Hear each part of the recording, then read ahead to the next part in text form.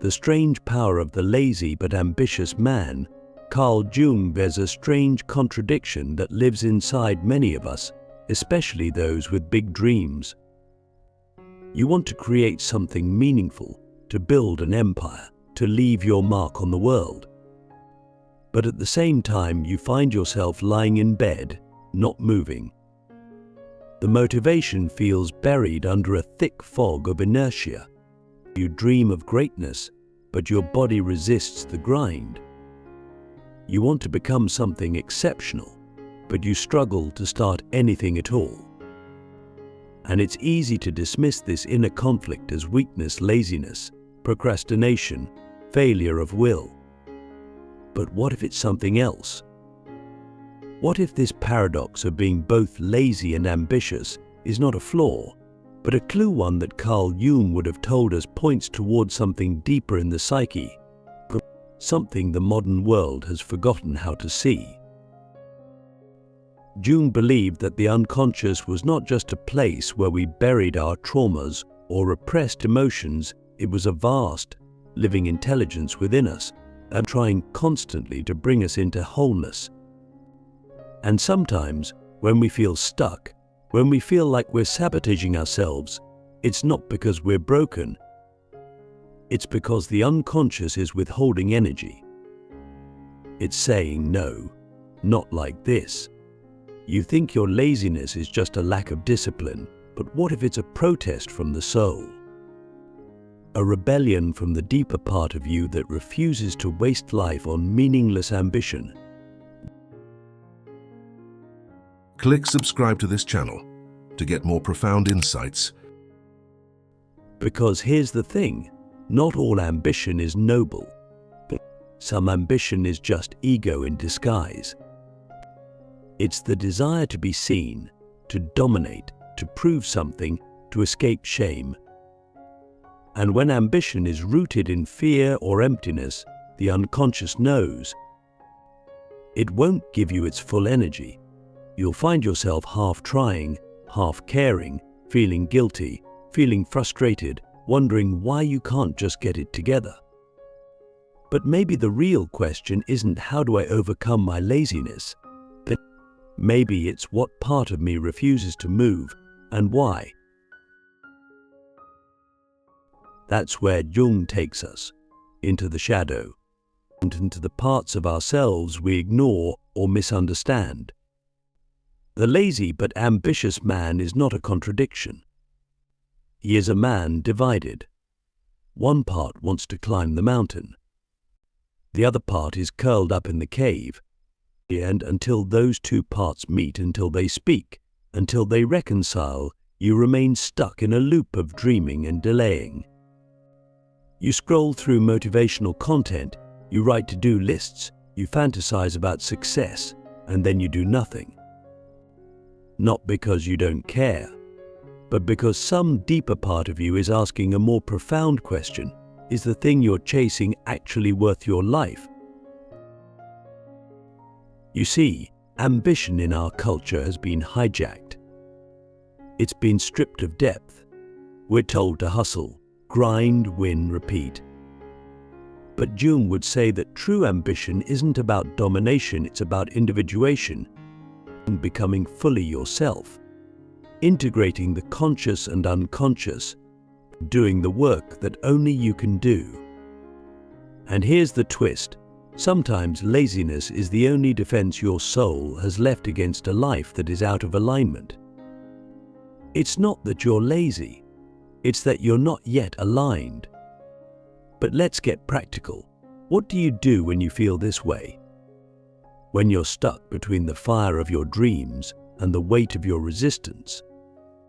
The first step is to stop shaming yourself. But guilt does not produce movement. It produces paralysis. You must approach your resistance with curiosity, not contempt. Ask, what would I be losing if I succeeded? That sounds like a strange question. But many of us fear success more than failure. Success means visibility, responsibility, but no more excuses.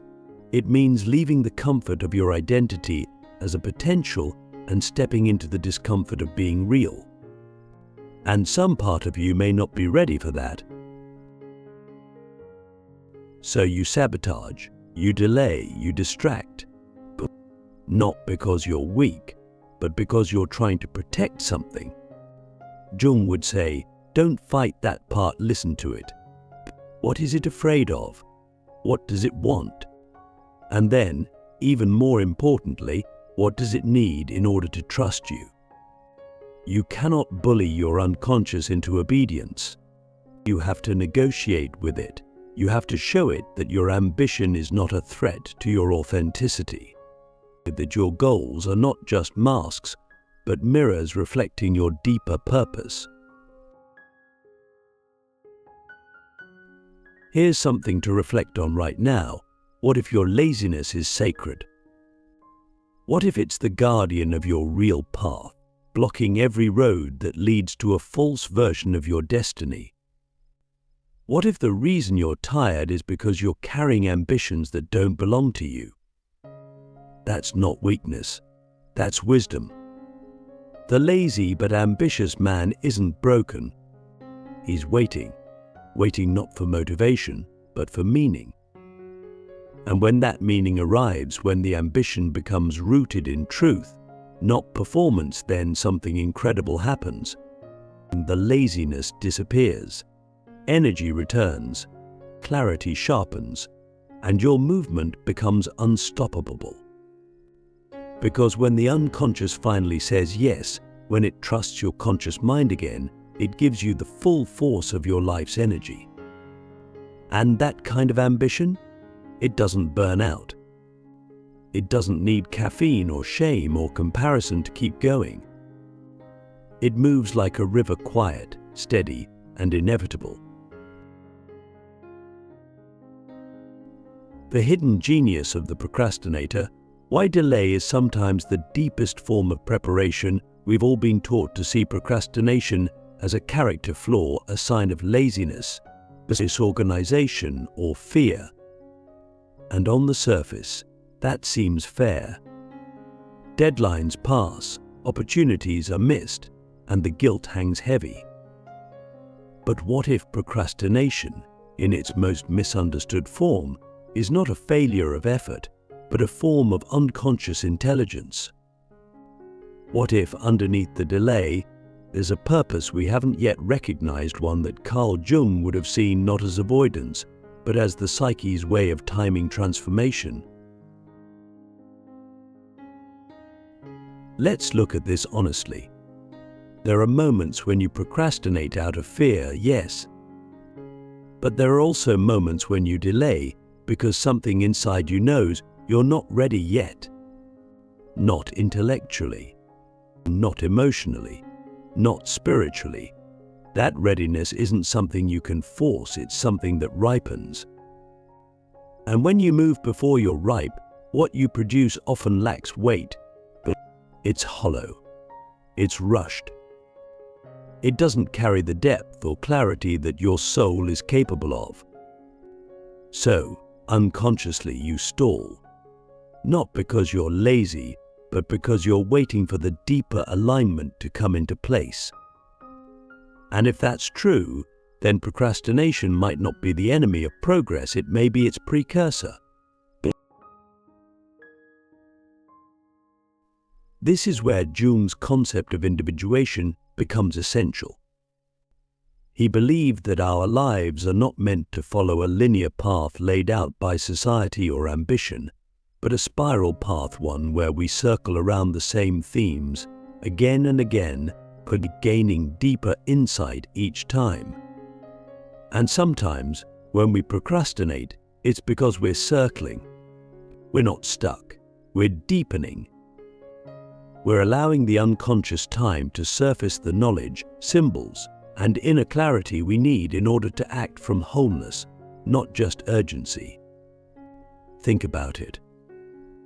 How many times have you procrastinated on something for weeks, only to finally do it in one inspired burst and have it turn out far better than if you had forced it earlier? That's not laziness. That's incubation. That's the unconscious preparing the soil before the seed can break through. And in those quiet, frustrating days of not doing, something is happening, even if you can't see it. Your mind is connecting dots. Your soul is rejecting the shallow path. Your intuition is sensing the difference between what you could do and what you must do, and until those two things align, your body refuses to move. But that doesn't mean you sit and wait forever. There's a difference between intelligent delay and unconscious sabotage. And this is where self-honesty becomes your compass. You have to ask, am I waiting for alignment, or am I avoiding discomfort? Am I being strategic, or am I hiding? These are not easy questions, but they're the only questions that matter if you want your procrastination to become a teacher instead of a tyrant. Because when you delay something long enough, it eventually confronts you with a binary, evolve or excuse. You either rise to meet the truth of what you're meant to do, or you build an identity around why you never did. And that's the real danger. Not the delay itself, but the story you tell to justify it. The moment you say, I'm just not one of those people who gets things done, you've turned a temporary pause into a permanent identity, and that identity becomes a cage. So yes, delay can be wise. It can be alchemical. But only if it leads you back to action. Only if it helps you move with more depth, more clarity, more soul. The difference between genius and mediocrity is not just effort, it's timing. And sometimes the man who waits, who seems lazy or slow or unmotivated, is simply refusing to act until he can act from essence, not from pressure. So let's flip the narrative. The procrastinator is not always weak. Sometimes he is the one who refuses to produce shallow work. Sometimes he is the one whose standards are too high to start before he's ready. Sometimes he is the one who is subconsciously preparing for a breakthrough that others will never understand. Ask yourself, what if the thing you've been putting off is not a sign of failure, but a sign that your deeper self is still gathering the pieces? And more importantly, are you willing to trust that process without getting stuck in it forever? Because when the timing finally clicks, when procrastination ends and momentum begins, it's not a trickle. It's a flood. The same man who seemed lazy becomes unstoppable. The work pours out of him, not through force, but through alignment. And that, perhaps, is the strange power Carl Jung saw in the human soul, that we are not machines driven by deadlines, but mysteries unfolding in their own sacred time. The myth of motivation, why waiting to feel ready, is the ultimate trap. We've all been told to wait for motivation, to wait for that magical surge of energy, that burst of inspiration, that feeling of readiness before we act. The world is obsessed with motivation quotes, videos, morning routines, rituals to summon it like a deity. But what if motivation is a myth? Not in the sense that it doesn't exist, but in the sense that it deceives us. It lures us into waiting. It whispers, not yet, just a little longer. You'll know when the time is right. And so we wait, we scroll, we plan, we fantasize, we delay, and life passes. Carl Jung would tell us that the psyche doesn't wait for motivation, it waits for integration.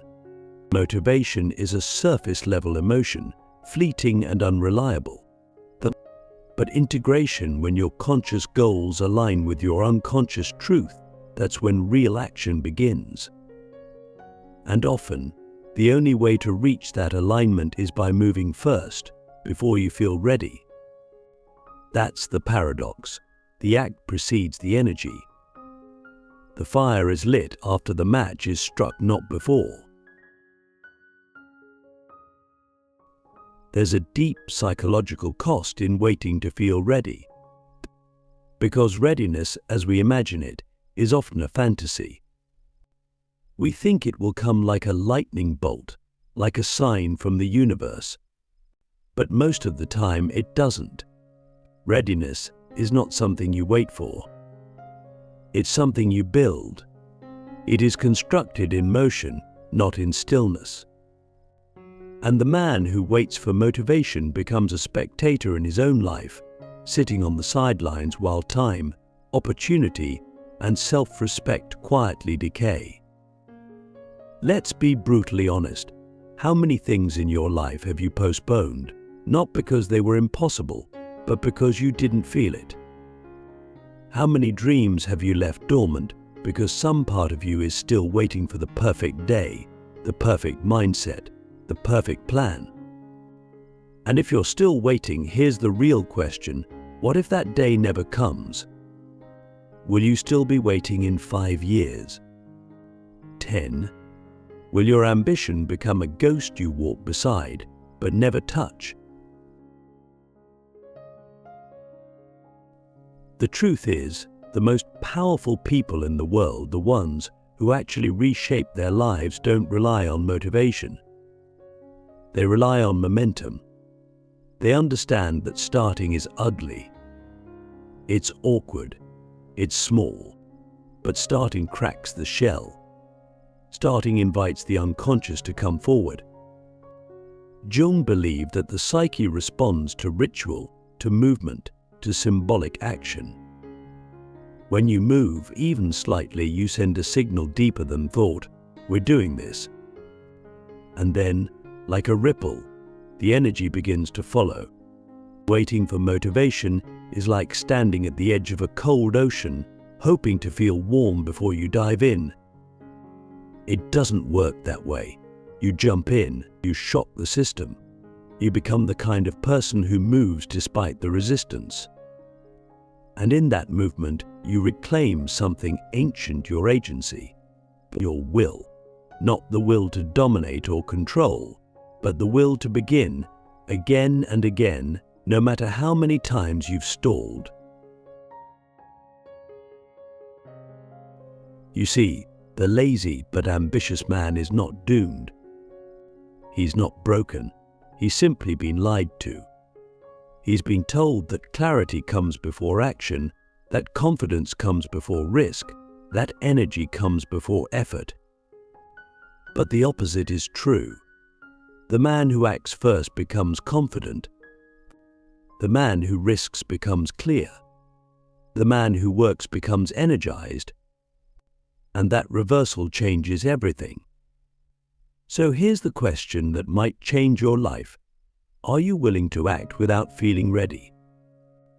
Are you willing to move with doubt, with fear, with imperfection dragging behind you like a shadow? Or will you keep waiting for a feeling that may never arrive? Because if you can become the kind of person who moves anyway, your entire life begins to shift.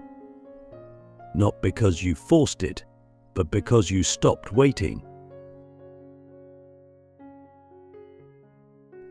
And this is where Jung's wisdom strikes deepest. The unconscious does not reward passivity. It rewards participation. It wants to see you show up. It wants to see if your conscious mind is serious. And when it sees that you're not waiting anymore, when you act, when you write the first word, take the first step, lift the first weight, it responds. It meets you halfway. And suddenly the energy you waited for begins to rise, not as motivation, but as momentum. That's the real secret. Movement creates fuel. Action creates feeling. And the man who masters this no longer needs to wait for the perfect moment. He creates it, one imperfect step at a time. Becoming dangerous again.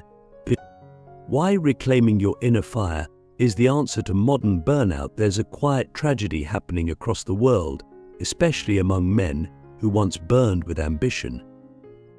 They were the dreamers, the builders, the fighters. They had that fire, that edge. But now they're tired. Not just physically, but spiritually. Burned out by a world that demands more than it gives. Exhausted by routines that numb instead of nourish. Overwhelmed by a society that praises productivity but punishes stillness. And somewhere along the way, they became safe, predictable, harmless, but not in a good way, or in a tamed way.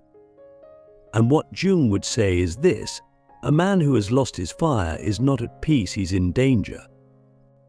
Because when a man forgets how to be dangerous, he forgets how to live. You see, Jung understood the archetype of the warrior not just as a soldier, but as a symbol of inner vitality, of focused aggression, of sacred power.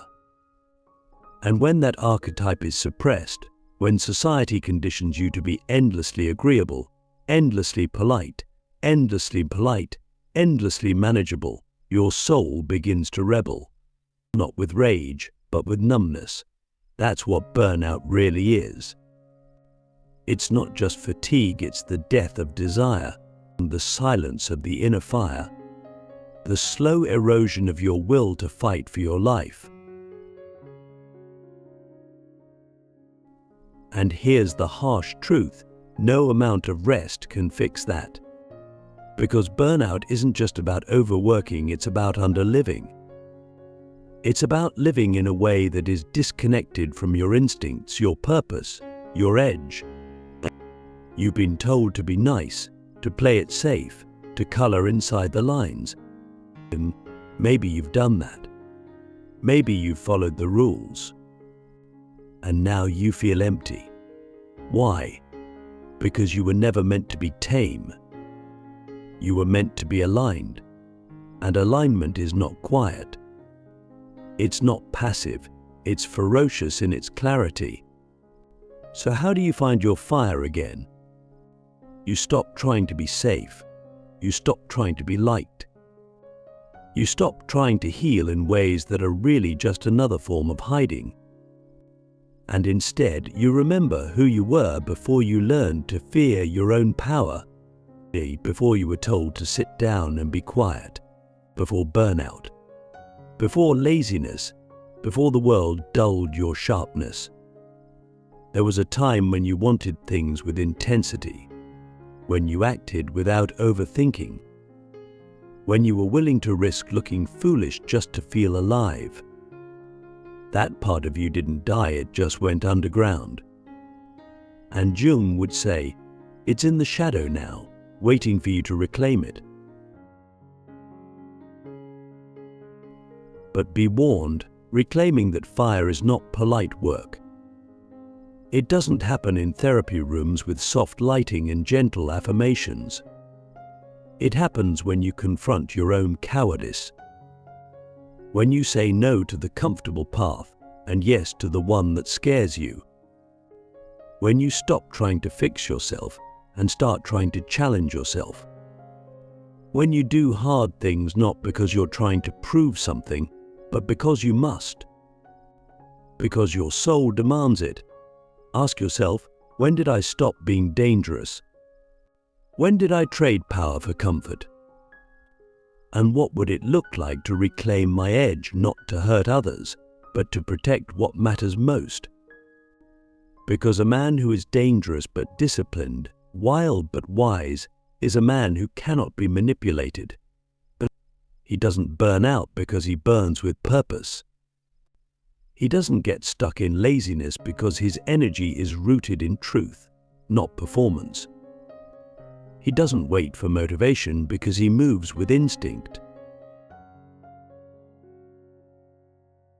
You don't need another productivity hack. You don't need another morning routine. You need a reason to wake up on fire. And that reason won't come from the outside. It comes from within. From confronting the parts of you that you've silenced, or from letting your ambition be raw again, from becoming dangerous not to others, but to the part of you that settled. Because in the end, the strange power of the lazy but ambitious man is this: he is not lazy at all. He is untapped, unaligned, unclaimed. But once he integrates, once he risks action, reclaims fire, and stops waiting, he becomes inevitable. Not because he forced it, but because he finally became whole. And that's what Carl Jung was always pointing to: not perfection, not performance, but integration.